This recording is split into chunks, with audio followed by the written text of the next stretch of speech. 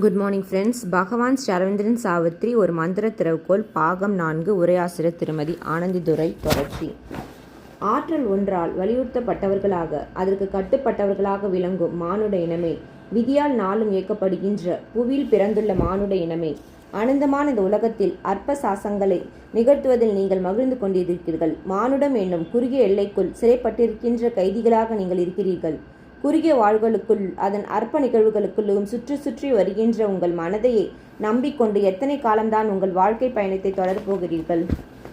மாற்றம் இல்லாத குறுகிய சிறுமை வாய்ந்த நிலைக்குள் வாழ்வதற்கென நீங்கள் பிறக்கவில்லை.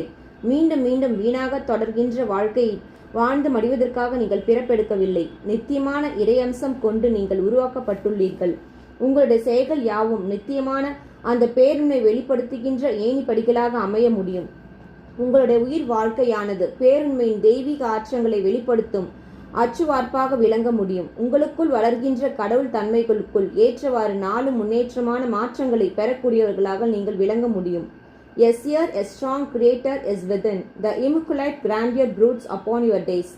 Almighty powers are shut in nature's cells. A greater destiny waits you in your friend. This transient earthly being, if he wills, can fit his acts transcendent skin. Page number 370.